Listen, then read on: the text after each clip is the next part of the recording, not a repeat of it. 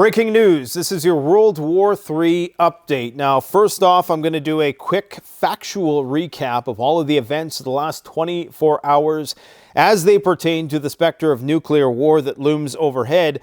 Then we're going to take it to the theoretical level, and I'm going to try to provide you a coherent thesis for what the heck is actually going on. And I assure you guys, you ain't heard this one anywhere else but in my mind. I've meditated on this for the last 48 hours. I think this is what's going down. Now, you'll probably notice I'm in the Doomsday Warehouse today. We've been getting slammed with orders. In particular, I got an order from I guess you could call it a government adjacent agency for personal protective equipment, which has me raising my eyebrows just a little bit, but I can't say I'm at all surprised in light of what's going on and what's inevitably hurtling towards us at 100 miles an hour. But you wouldn't know it because Bitcoin is breaking new highs, in spite of the fact that we're seeing record amounts of debt, in spite of the fact that the cost of living is obscene and through the roof right now for the majority of people, in spite of all of the economic problems that are on the horizon. Bitcoin is reaching an all-time high. Explain to me how that is possible, and do not reference BlackRock or the halving, okay? I'm not going to have any of it, all right? You see what I did there? Anyways, guys, this is the world we're living in. This is a clown world, and this is how you know the collapse is coming, because crazy things like this, I mean, an asset class that just mysteriously came out of nowhere, that you don't even know the origins of, suddenly everybody's partying like it's 1999. And you know what happened in the year 2000 and 2001? Well, the tech bubble popped. And I have a feeling that the mother of all crashes is coming. And that's going to be the final shearing of the sheep. Anyways, the last 24 hours, get a load of this. F-35s have now been implicated in the conflict in Ukraine. Not only F-35s, also F-16s. Of course, we know the F-16s are on their way if they have not been used already. I'll talk about the gray zone issues with the F-16s, but F-35s, multiple sources, both within the span of 24 hours. One is a bit more sketchy. The other is a reputable one so reputable that the U.S. is about to give them F-35s, but possibly not after they made this statement. I'm talking about the defense minister of the Singaporean military. Singapore is a city-state, if you can call it that, one of the most bunkered nations on earth, I should add, because they have nowhere to build but down, so they're building whole underground cities. Anyways, these guys are saying, and there's video footage of the guy saying it, that NATO has been using F-35s to help identify targets inside Russia and Ukraine. Now, we know there's been drones in the Black Sea. There's been all sorts of reconnaissance plane activity that have obviously been helping inform the Ukrainian targeting of Russian military and personnel. Now, the question is, does this make a difference? Does the fact that these F-35s, he basically just said it blatantly. You can go and watch the video clip. He says that part of the reason why we want F-35s is because they've proven useful, because they've been used by the United States in order to help Ukraine identify targets and kill Russians and blow Russians up. Okay, so you might be asking yourself, doesn't that make us directly party to the conflict? I mean, we're providing the weapons, we're providing the training, we got mercenary troops on the ground. You know, they call them sheep dip mercenaries. I just learned that term today, where you basically discharge the guy from the military and you put him in a mercenary uniform and you say, okay, you're not in the military, you're no longer NATO, you're a mercenary now, okay? You send him over there. He basically helps train the troops. He does everything but push the button, okay? So you got the funding, you got the ISR, intelligence, surveillance, reconnaissance. You have the identification of targets now. You pretty much have the whole package. You could have a Ukrainian chimpanzee, and I'm not calling Ukrainians chimpanzees. I'm just saying that you could have a chimpanzee that identified as a Ukrainian, just push the button, and then you could officially say, well, it's not NATO fighting the war. But you see, the Russians are aware of what's happening, but here's the reason why the Russians have not acted yet. The Russians and the Americans and NATO as a whole know full well exactly what's going on. They are in an unofficial but de facto state of war with one another. And what that means is that they both know that this whole proxy war business, it's not a proxy war at all. I mean, if it were a proxy war, then you'd have two sides of, you'd have like not Russia fighting inside Ukraine, but you'd have some contingent that was associated with Russia fighting Ukrainians inside Ukraine and not the Russian Federation itself. So this is not a proxy war even on the surface, but let's just say it is. What's happening right now, I suspect, is that not only are we using our planes in order to help identify targets, but I would go a step further to say that we've probably already sent planes over the border. I'm talking about Romania, I'm talking about Moldova, I'm talking about, and of course Moldova is not part of NATO, but they're kind of in bed with Romania to a certain extent, and Poland, flying under the radar and likely striking targets. Now, the problem that arises with the F-16s is you approach a new gray zone. And right when you introduce the F-16 into this conflict, the borders of Western Ukraine cease to exist because you can no longer tell a Polish F-16 from a Ukrainian F-16. They have the radar that they can tell, if it's a Su-24 or Su-35. I'm pretty sure that the Russians can distinguish, the different makes and models of planes, but they're not going to be able to tell if it's a Polish one or if it's a Ukrainian one. And for that reason, they're going to have to presume that it's NATO, okay? So this is when we have the mask off moment. You might be wondering why in the past week have all of a sudden we've been hearing about, well, we got to send troops. We got to, all of these, commitments to sending in non-combatant troops and conducting demining operations and sending in peacekeepers and all this rigmarole about whether or not we should do it or not just to get people acclimated to that idea. Well, there's a reason behind this. We are reaching a point where the mask has to come off because this summer, the Russians are projecting that they're going to make some major advances and imperil the whole of Ukrainian society and the whole operation within NATO. NATO and the United States in particular cannot and will not allow Russia to become a superpower again. They simply won't do it. They're going to, I think, unfortunately, bring us to the brink of nuclear war. Now, the reason why the Russians have not acted yet is because they're playing this game. Okay, see, understand what is happening behind the scenes. Behind the scenes, both the Russians and the Americans are surveying each other, and they've likely tapped each other's communications. So I think that none of the decisions, the actual decisions being made, are happening out in the open. The actual conversations that are driving this war, the actual, 1-minute decisions that decide whether we're going to zig or zag, that is had in tightly controlled environments where they can ensure that they can't be surveyed. Okay, so what's happening then is both sides are aware of the other side's plan. I want you to imagine like a chess game. Imagine that you know what the other guy is thinking, okay? And he knows what you're thinking. So you both know what your next move is going to be. And that's because you can, let's just say, you can read each other's thoughts to a certain extent. So what you have to do then is you have to engage in some sort of haphazard, surprise 4D chess move, if you will, in order to get the edge. And what Russia is doing right now is that they don't want to openly incriminate NATO in terms of this F-35 stuff, and I'll provide evidence of that in just 1 minute, because they are fully aware of this Singaporean defense minister saying this, but their own state-sponsored media is playing it down. And I'll tell you why.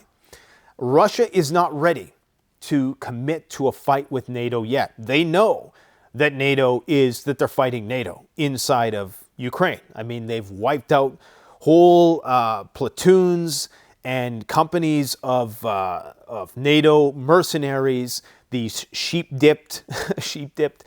Are you guys familiar with that term? I just learned the term today. Sheep dip basically means, you know, you're taken out of the military and you're put in civilian clothes, mercenary clothes. Anyways, I think I already told you that in this video. It's late. I apologize if I'm repeating myself. Anyways, so the Russians are aware that they're at war with NATO, but as soon as they openly admit it, they then have to act on it. And if you have to act on it, what does that mean? That means you have to strike inside NATO countries. That's the only possible solution. You can call attention to it as much as you want, but you know NATO is either going to deny it or they're going to justify it. Either way, if you call attention to it, then you have to act on it, and that immediately vertically escalates the situation.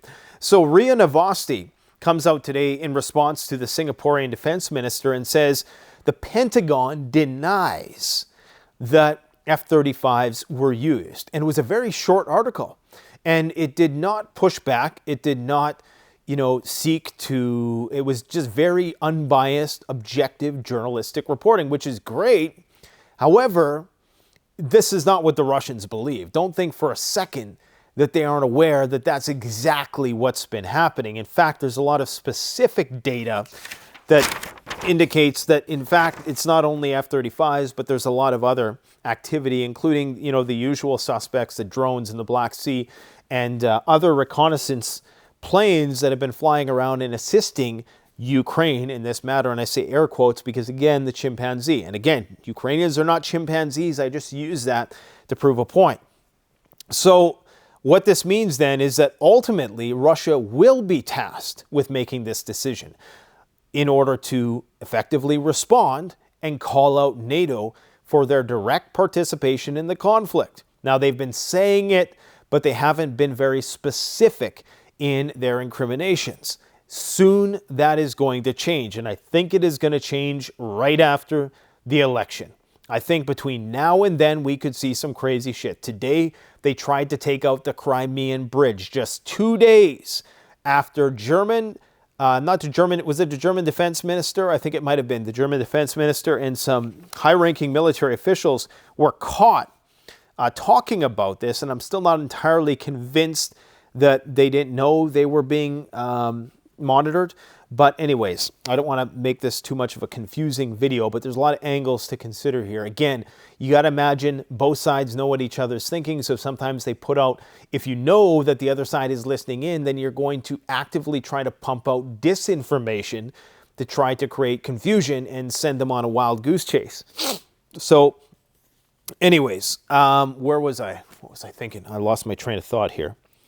Okay, so yes, the Germans were talking about sabotaging the Crimean Bridge, attacking it with possibly Taurus missiles. 2 days later, just today, there was a coordinated attack using naval drones, as well as aerial drones, I do believe, on numerous targets within Crimea. I do not think they were successful. However, at the time of making this video, the bridge is still closed.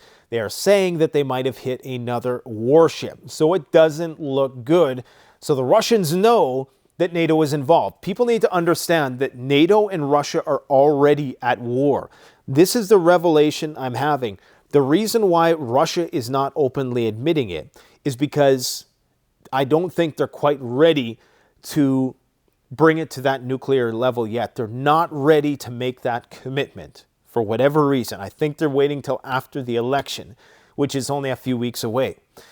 Because immediately, once they do intervene, once they target one of these planes or one of these airports with their hypersonic missiles that are going to be able to, in theory anyways, bypass our missile defense. And, you know, we joke about how all of these missiles are flying into Russia, but, you know, our missile defense network doesn't have, it has very similar coverage. You know, you can't cover everything. So what Ukraine is doing is asymmetrical warfare, which is why they're able to get those drones inside of all these various places. Russia's big, man, and it's hard, especially when you're fighting a war, to commit resources to the entire front to be able to neutralize every single threat that comes across your border, especially when you have commercial planes in the air. You have to be incredibly careful not to shoot your own civilian planes down, especially not other planes. And I'm thinking, unfortunately, this might be sinister, but NATO might benefit from having Russia shoot down one of its own civilian planes, thinking it was one of these drones or something. So this is the problem, because then, of course, that destroys Russia's economy. Nobody's going to want to fly there. Insurance rates go through the roof, yada, yada, yada. So anyways, it's a very, very sensitive situation right now.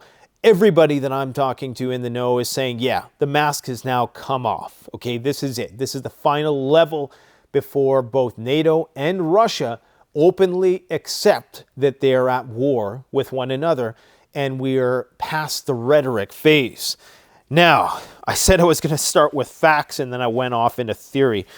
Serbian President Alexander Vučić says, and I quote, "We are in for a lot of difficult situations in the future. When Western tanks in Ukraine were first mentioned, many said it would never happen. But it did. Western planes were mentioned. Many said that this would never happen. But it happened. And it's in the process of happening." And the fact that he said that, I don't know how intentional that was, because, of course, Western planes have not officially entered the theater yet. However, I think they have. In fact, Mrs. Cirillo, I don't know what they're going by nowadays, suddenly vanished from Twitter. Sarah Ashton Cirillo, the Ukrainian SBU spokesperson, I don't know what, it wasn't the SBU, she was a spokesperson for something. Anyways, suddenly disappeared all of a sudden on the same day that Bitcoin skyrockets. Are they packing it in? I don't think so. Another explanation, just as a sidebar, for why NATO is moving in is because they're worried about the collapse of the Zelensky regime, because it was found today, and this could just be disinformation as well, but this was put out by the Ukrainians. They're claiming that they don't know where 700,000 soldiers are.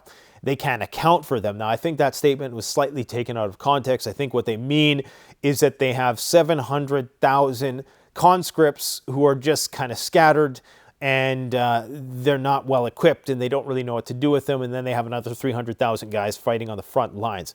So it's a crazy situation as it currently unfolds. Anyways, let me finish with the Vučić quote, because I feel like I'm a squirrel right now trying to just go from one piece of information to the next, because this stuff is happening rapidly, okay? Western planes were mentioned. Many said this would never happen, but it happened. There is now talk of Western troops in Ukraine. Some say it won't happen, but it will. The situation will worsen everywhere, and we need to find the best possible solution for our country and to protect it. Now, many people think that there's a war in the Balkans brewing. And of course, if NATO does go to war with Russia openly and the mask comes off, which I believe it is, then of course those wars are going to flare up everywhere else. Armenia, Azerbaijan, Serbia, Kosovo, all throughout the Eastern Theater, likely in the Baltics. I got a message from someone today whose family member is participating in the military exercises currently ongoing in Finland, and they were saying that they were looking across the border and they were looking into Russian soldiers' eyes. Okay, so you have NATO troops right now looking across the border at Finland, which of course a big border they share with Russia. But in light of all of the current circumstances, including and not limited to the new Finnish president wanting nuclear weapons, okay, that's a dangerous situation. Even though I think that that's mostly a fixing maneuver up there in the north, it's a dangerous state of affairs. Anything could go down at any moment. So this statement by Vučić should be taken seriously. Everything that we're saying on this channel about this situation escalating to that point of a direct engagement, we told you guys about this 3 months ago. We were saying 3 months ago, the only channel talking about how they're going to be moving troops into Western Ukraine, and it's all unfolding. Now, of course, they're going to do the whole 2 steps forward, 1 step back thing, the good cop, bad cop dance. But eventually that's what we're going to have, because that could possibly be the only solution that they have. And the United States nor Europe is going to allow Russia to expand its sphere of influence. Listen, I'm going to go on another tangent, because it's late and I can. And quite frankly, we're getting that close to the end that I simply don't give a fuck anymore. There's your F-bomb for you today.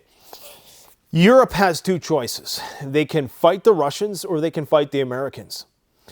There are still three belligerents in this fight, three main belligerent blocks. Same thing as in World War II. You had the Germans, the Russians, and you had the Americans and the Allies, right?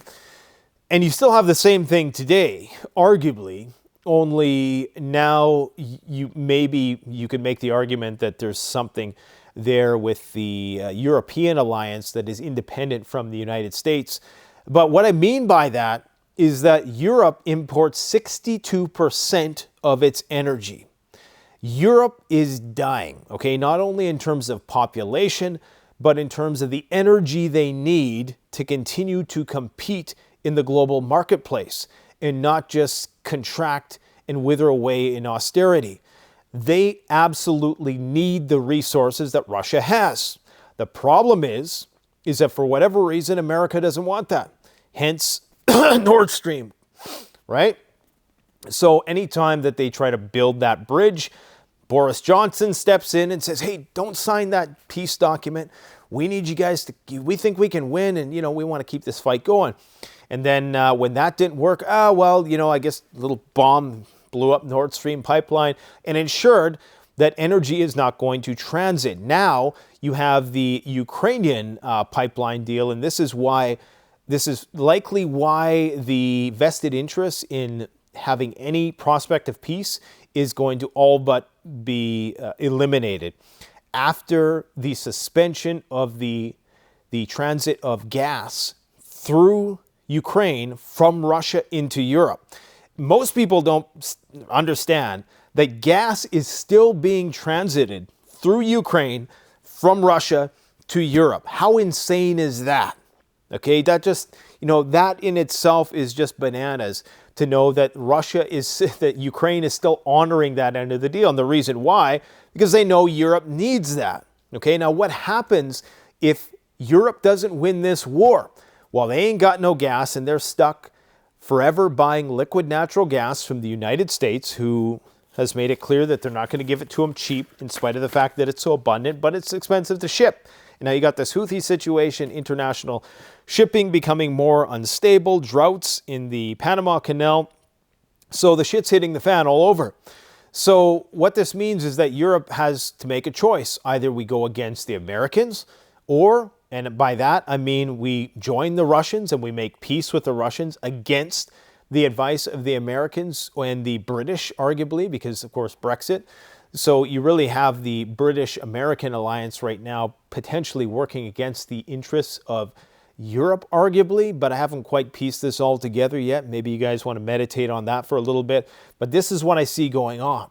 So this absolutely is an existential fight for Europe because they have to make a choice. Either we're going to kick the Americans out or we're going to try to get a hold of those Russian resources, do a decapitation strike, and balkanize Russia and potentially put in a puppet government in there and take over all the resources.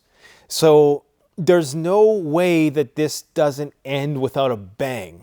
I just cannot imagine it, because right now Russia is getting ready to do a massive offensive in the summer. They are saying that by summer they could be in Transnistria. Now, I've learned just today, I did not know this, although I was speculating that this was true. And once again, my speculations were confirmed. I was lambasted yesterday on Twitter for bringing up this F-35 thing. And then the next day, the Singaporean defense minister comes out and says that, man, was that ever vindicating. I had to rub it in their faces. These OSINT guys who love to tell you what time it is, but they cannot for the life of them forecast what the weather is going to be like tomorrow. It was nice rubbing that one in their face. Anyways, I digress. Transnistria, I was saying that it's very likely that they're going to blow the place and they're going to go scorched earth if the Ukrainians and the Moldovans team up on Transnistria, which is a Russian exclave. It's a sliver of land that runs along a river on the, I guess you would say, the southern part of Ukraine. And basically it's home to the biggest ammo depot in Europe. Now, I heard today that this was actually, that they planned for this. They have a contingency plan in place where the whole place is mined, ready to blow. They say that the explosion would be something on the scale of a 7 on the Richter scale earthquake if they detonated these facilities. Okay, 7 on the Richter scale earthquake if they blew these facilities, and that they would do it. So the Russians now, and this is why we might see some shit in Transnistria before this happens, the Russians are in a mad dash to take Kharkov, to take the rest of Zaporozhye right up to the Dnieper River, cross the river around Kherson, get over to Mykolaiv, and then go, I don't even know. You know, this is things, I never even knew Ukrainian geography 3 or 4 years ago, and now it's just like I understand the whole map. And then they're going to move to Odessa, and then that can create a bridge into Transnistria, reinforce the Transnistrian front, and then, of course, you have a potential war with Moldova brewing. But I think prior to all of this, the plan, I've heard many plans. One was a plan that they're going to come down from Belarus, cut Ukraine in half, separate east from west, and basically disconnect Kiev from its supply chain. And I should probably have a map to explain this, but basically a lot of the rumors surrounding troop deployments are to reinforce the Belarusian border because they anticipate shit's going to go down there. Now, all the while, we have these major exercises happening in Poland, the Baltic states, and Finland, as previously discussed. And what this potentially means then is that all of this GPS jamming activity, I'm not 100% convinced that it's just to make NATO's life miserable. I think it serves a function. Now, I don't think I have an actual, oh yeah, I do. Yeah, so you can go online and there are GPS interference websites. I'll do the whole video thing at some point, and I'll explain that in a bit more detail. But what's been happening is around Kaliningrad, there's GPS interference. So, you know, people are presuming that this is to cover the activities of what's going on inside of Russia, perhaps, or I think it could be that they're actually flying sorties out of these regions. The Russians know they're flying sorties, but they don't want to call attention to it because, again, that means World War III starts that same day. Because if the Russians acknowledge that NATO is doing this and their people catch wind of this, which they will, of course, then they're going to expect retaliation. Retaliation in the form of targeting NATO airstrips. That's the only solution you have. So both sides are playing the game of pretend. But we're reaching the point where it's going to be undeniable, because this is when Russia is either going to go all the way and they're going to effectively win the war and push the Ukrainian and NATO alliance back to wherever they desire to push them back to, which we know, I don't think that's going to be something that's tolerable to NATO for reasons I've already discussed. It would make Russia far too powerful. And now, because Russia has demonstrated such restraint, I know that might sound crazy to say, but when you look at what the Israelis are doing, the Russians are damn sure showing a lot more restraint than that. Okay, they're not going scorched earth. They're not, you know, using justifications of any atrocities, 2014, anything like that, to justify just, you know, killing and maiming thousands upon thousands of civilians in a very short period of time. They're not doing that. So in not doing that, they're winning the respect of the other 7 billion people on the planet who need Russian resources and who are going to act as a virtually infinite human resource pool for the Russians. Now, the Russians aren't big on immigration. They're pretty nationalistic. They try to pride themselves on being ethnically diverse, but they're really not that ethnically diverse, but that's neither here nor there. The Russians now have at their disposal 7 billion people that are going to assist them in some capacity in their war effort. And that is terrifying to our short-sighted leaders. So I hope to hell that we have some 4D chess move that's being executed here that I do not see. But I don't think we do. I think it's basically what they're doing right now is they're training to fly F-16s and F-35s off of highways because they're preparing for World War III. And that's happening all over Europe right now. This is something that's quite relatively new, okay? So Belarus is now gone into full-blown wartime preparation mode. Belarusian President Alexander Lukashenko has signed a decree on switching government agencies and other organizations to wartime operational conditions. What the is going on? Meanwhile, you have highway training in Finland, probably a part of these exercises that are currently ongoing. World War III highway training in Finland. So they're going to be, we will train base operations and the implementation of large force operations from dispersed locations. Emphasis on dispersed locations. You only do this if you're anticipating a major strike on your airports. The training will also involve the use of stretches of highway nearby both main air bases. Now again, I don't know if the F-16s and the F-35s have been modified. I know some, like the F-35B, has vertical takeoff capabilities, and I'm sure some other planes do as well. But by and large, you need a runway, and with American equipment, as fancy as it is, it's also fancy, meaning that any little bit of dirt gets into that air intake and it can, damage the engines, apparently. I'm not an expert on it. That's what the experts tell me. So this means that they have to really train and they have to have very smooth, very well-groomed runways, or in this case, highways, because you want to distribute your units. You don't want all your planes taken out in one fell swoop.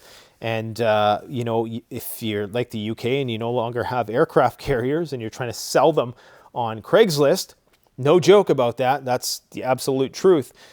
Then, of course, you have to find alternative solutions. So that's what's going down. And now the United States had the bright idea to permanently station Green Berets inside Taiwan. I mean, the hubris of that is absolutely insane. I would just never understand what the purpose of... I understand that data is the new oil and they need the chips to make AI to try to figure out what the next nuclear bomb is going to be. But man, take a look at the timeline of events here, okay? November 2023, Romania opens F-16 pilot training hub for NATO allies in Ukraine.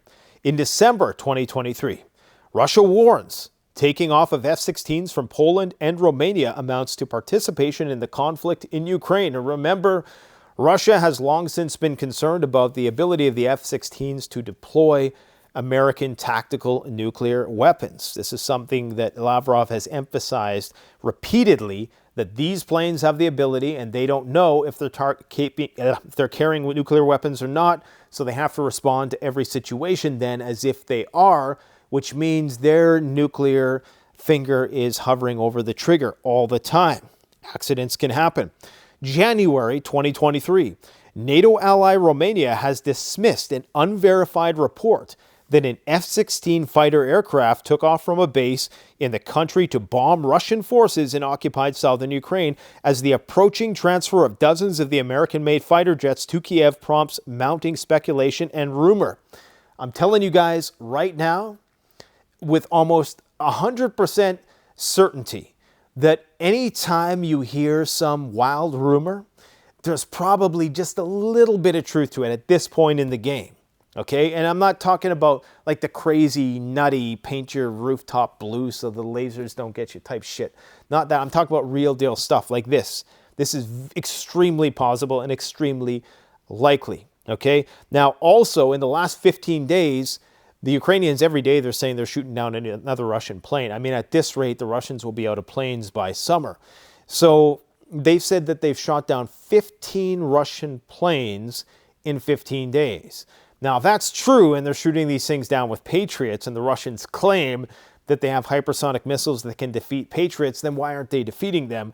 Or is there something else happening here? Are these planes being shot down by something else? Again, going into the hypothesis that Russia and NATO are quite possibly already in a state of war.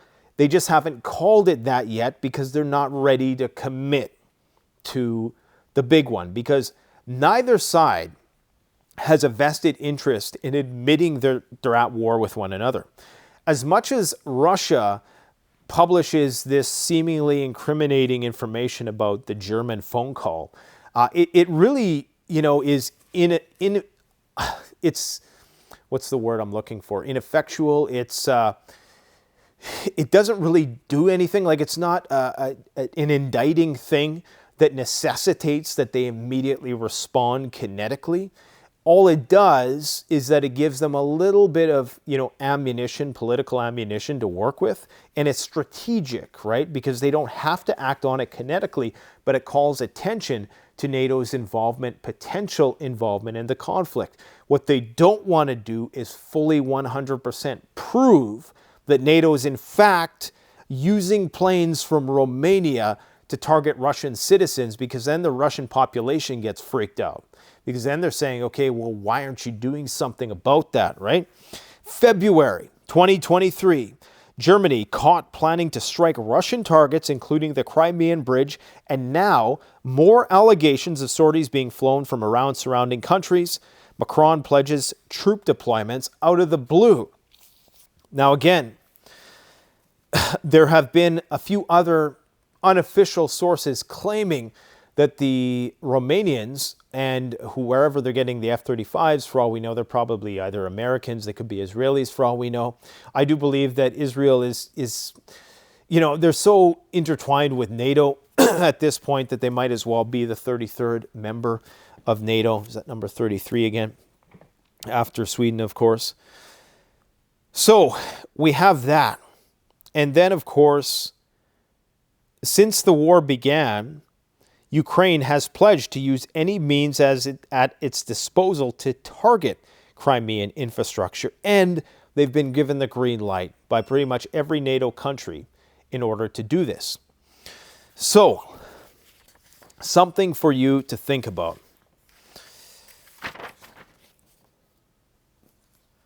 Let me see if I missed anything here with respect to the F-35 story. Yeah, I think that was about it. Allow me to catch my breath for a little bit here. It's been a long 2 years, and I think that this situation is about to come to a head. I really do. I think it's, either Ukraine is going to get the money that they need, which they probably are, one last cash infusion to potentially carry us through to the election, if the election happens, or they need a false flag event. They need some big event that is going to pull on the heartstrings of NATO people who've basically lost interest in the Ukraine war probably a year ago, and try to make them care once again. And that's going to be difficult because the Russians are being incredibly meticulous. Anytime they catch wind of a false flag being planned, they let the world know about it. They front run it so that they can't be executed. And I'm not saying the Russians are good guys. I'm saying that, that's just the reality of the situation.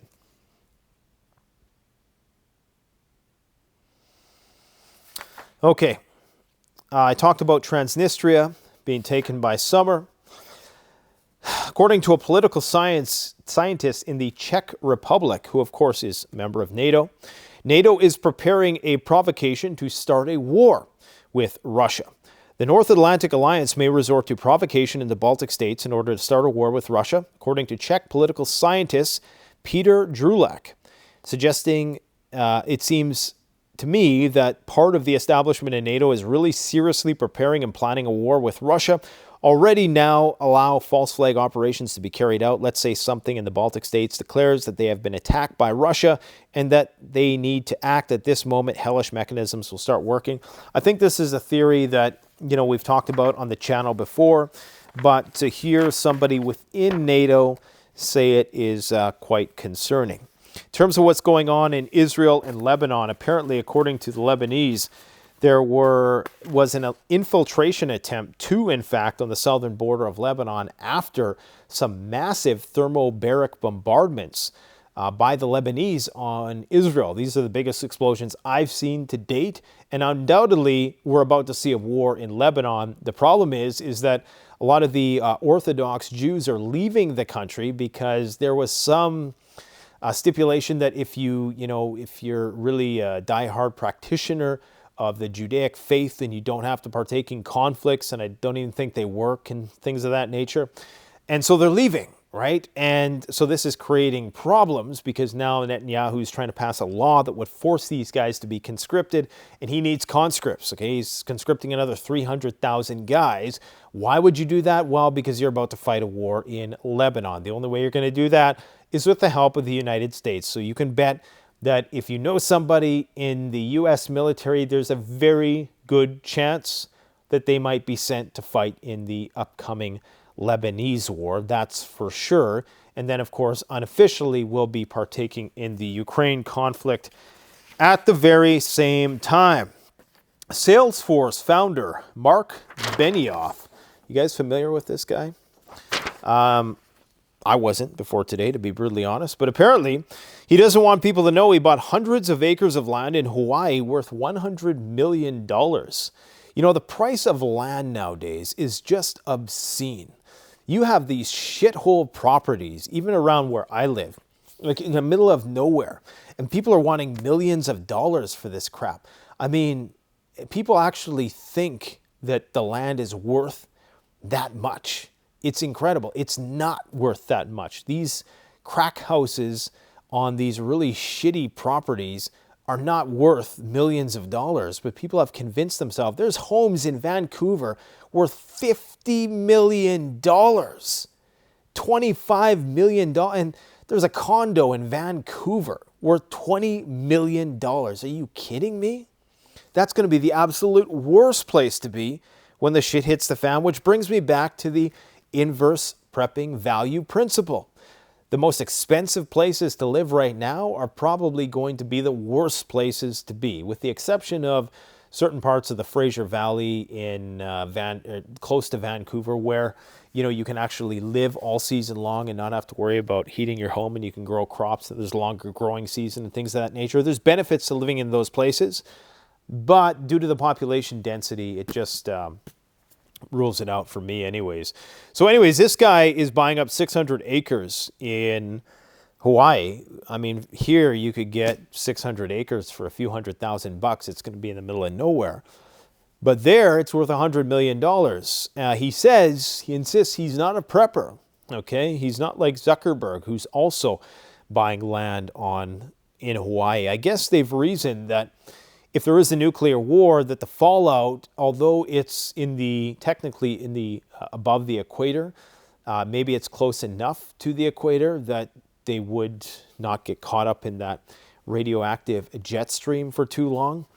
And of course, Hawaii is at a decent elevation, so it actually would be a place, but then you'd have to have a plan to get rid of all the native population who is going to definitely be trying to attack you and take your shit.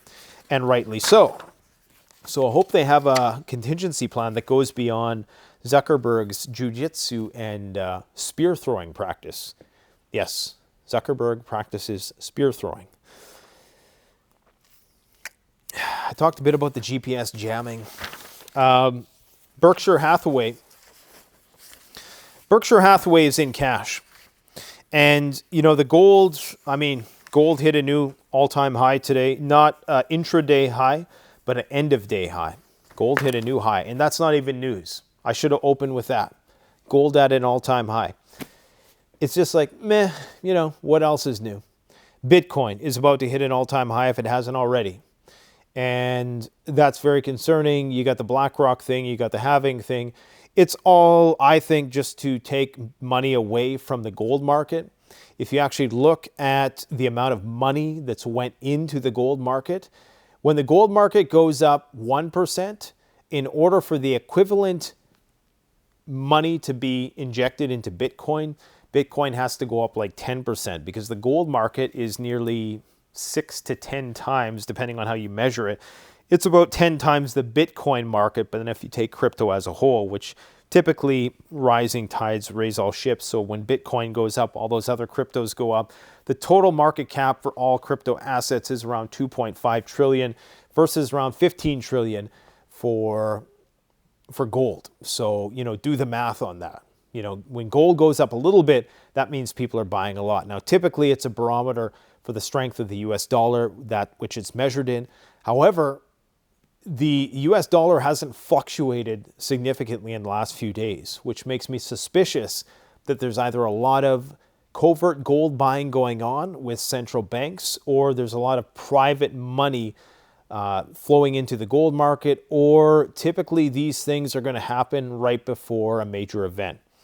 If you look at the MOEX, the Moscow Stock Exchange, okay? Look at the Moscow Stock Exchange, October 2021. Something happened, okay? We know that was 1 month before the Russians shot down one of their own satellites, which was part of the plot of the movie Gravity. And I would encourage you to watch that movie again, because incredibly suspicious predictive programming there as well. But the MOEX peaked in around October of 2021, just a couple months after Joe Biden and Vladimir Putin had that meeting that was supposed to, you know, initiate some sort of peace talks over the Ukrainian issue. Little did we know, but somebody knew, because the market started dropping precipitously, okay, and nearly was down 50% from its highs by the time early 2022 rolled around. This means the big money in the MOEX knew that the shit was about to hit the fan. The warning signs were there. Now, if you go back in the news archives, yes, there's a little bit of talk about the Russians moving troops towards the Ukrainian border. But if you actually go back, you'll notice that the big money started to cash out before that news started to become mainstream. The point I'm trying to get at here is the markets know when shit's about to hit the fan. Now, what we see happening in our market right now is the reverse. There's this weird melt up right now, which should be concerning to people. You have to ask yourself, how is it in a world where we're seeing record amounts of debt, where we are seeing the cost of living go through the roof, the obscene housing prices, okay? We know that the price of energy is going to explode in the future as 7 billion more people come online and try to have the same standard of living as we do. The price of energy is going to explode unless AI can solve nuclear fusion and, you know, we all get free energy, and we can evade Ready Player One for a few more decades. But we know that that's going to happen. We know the price of energy is going to explode. In fact, OPEC is making 2.5 million barrels a day in cuts starting in spring. And yet, of course, the price of oil dips once again. Plus, you have the international shipping issue. Plus, you have all the climate chaos ensuing. We didn't have winter all winter. And then in the last week, it's been more winter than I've ever seen before. Okay, so it's absolutely crazy. Everything is at a disequilibrium and an imbalance. And then ask yourself why the markets are roaring so high. Okay, we all know that a lot of the NASDAQ is based on just a handful of companies that are bigger and bigger and taking a proportionately a bigger piece of the pie, and that those are increasing, but the smaller businesses are struggling. We know that's happening. So when you see that happening, that's typically called a market melt-up, meaning that the value of the money that the stocks are measured in, and the housing bubble and the debt bubble and all the bubbles are just reflective of the fact that the currency is becoming virtually worthless, but the inflation is hidden. Like right now, the inflation is hidden in housing. So when a person sells a house, they typically aren't going to go and spend that money, because if everybody started selling houses and buying up other real tangible assets that actually have the worth, the more accurately assessed worth, like let's say, people started, maybe people decided, hey, I want to go and buy silver, and I want to sell my house and buy some silver. Well, because the prices of houses are so overvalued, the price of silver would immediately skyrocket, because there's actually a finite amount of silver, and proportionate to, like, your house is not worth its weight in silver. One of these crack houses in Vancouver that are selling for millions of dollars isn't worth its equivalent in precious metals. Like, it's just not, right? You could take that precious metals and go buy tons of actual material stuff, which when taken as a whole, the true value of that stuff is actually far more than the value of the house. So long as nobody spends, right? So long as all the money is trapped up in this housing bubble, and so long as when you move to one or sell your house, you typically go and buy another one. So all that capital gets locked up in that house, it's okay. And the game keeps going.